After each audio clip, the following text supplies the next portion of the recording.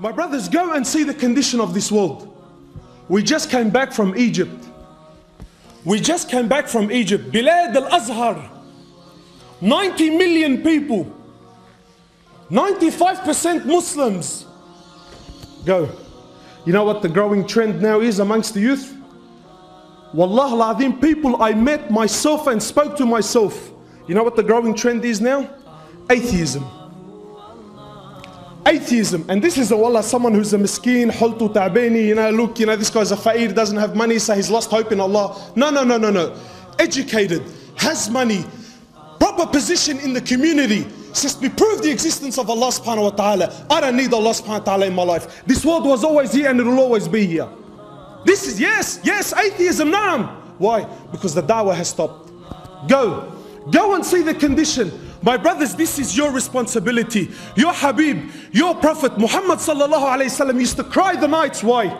Why would you cry the nights, Ya Rasulullah, when Al-Maqam Al-Mahmud was given to you anyway? You're already going straight to paradise. He cried the nights for you and I. He cried the nights because he's seen these days were coming. Lebanese Muslim father is sleeping with his 7-year-old daughter here in Auburn.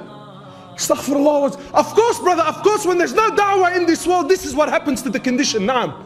This is what happens to the world. Your sister and my sister, she's walking into a tattoo parlor. Why? Because it's the in thing. And you and I, mashallah, we're talking about fishing at the end of the year. Your job is to establish din on this earth. The Ummah is crying. Wallah al-Azim, the Ummah is crying for help. And you know what the poison is? You and I were convinced that this is the job of the mashayikh, mashallah. This is the job of the mashayikh. No, my brother, this is your job and it's your amana. And I'm telling you, by Allah, you will be questioned for this on the day of judgment. In the hadith, Rasulullah sallallahu alaihi wasallam is telling us that Allah, He sent an angel to destroy a town. Sent an angel to destroy a town. So when the angel comes to the town, he notices that there's a abid. There's a strong abid. So the angel's confused, he's thinking, what's going on? He goes back to Allah subhanahu wa ta'ala, says, Ya Allah, you've asked me to destroy this town. But in this town there is a abid who, listen to this. He says, he hasn't disobeyed you the blink of an eye. This is an angel who only knows how to worship Allah. And he's testifying that this man hasn't disobeyed you the blink of an eye. What did Allah say? He says, start the destruction with him. Why? Because he's seen the condition of the Ummah, and what did he choose to do? Sit in his house and mashallah worship Allah. No, my brothers, no. We have a job, we have a responsibility, we have an amana. We were in Egypt. Let me tell you, brother, let me, boys here, mashallah, wherever you go, yeah, brother, jihad, let's talk about jihad. Wallahi, the next guy who speaks about jihad, slap him across the face and tell him, wake up to yourself, brother. Go and see in Egypt, your sisters from Bilad al-Sham. Yes, I've seen it with my own eyes. Your sisters from Bilad al-Sham, they're going to Egypt for prostitution. For prostitution. Because of the ahwal are so bad. Naam, prostitution, yes. And this is what's happening, my brothers. My brothers, we have an amana. We have a responsibility. Wallahi, go out there and see the condition of this world. Go out there and see the condition of this world. The Shaykh was giving a small talk about tahara. So one of the brothers, he came up to him after, he says to him, Shaykh, Malish, you were speaking about making ghusl. He says to him, yes. He says to him, Shaykh, you only make ghusl when you commit zina, huh? Married for 20 years. Married for 20 years. Been sleeping with his...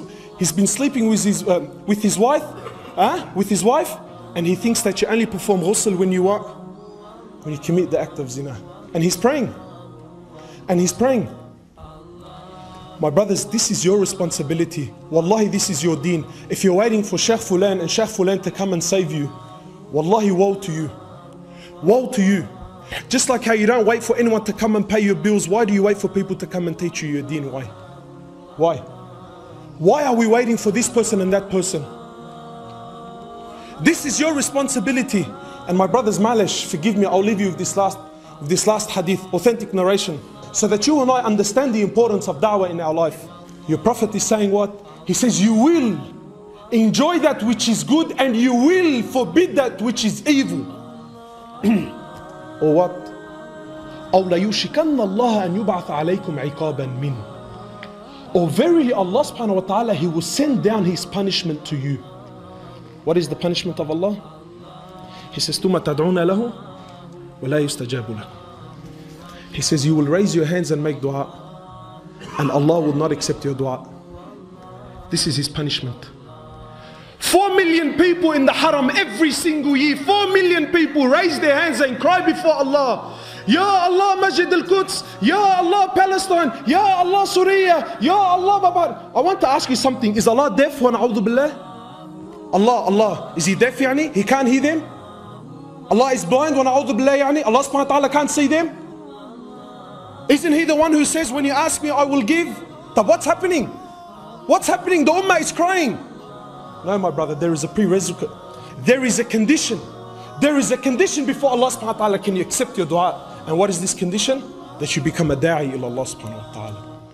This is your role. This is your role. To establish deen in my life.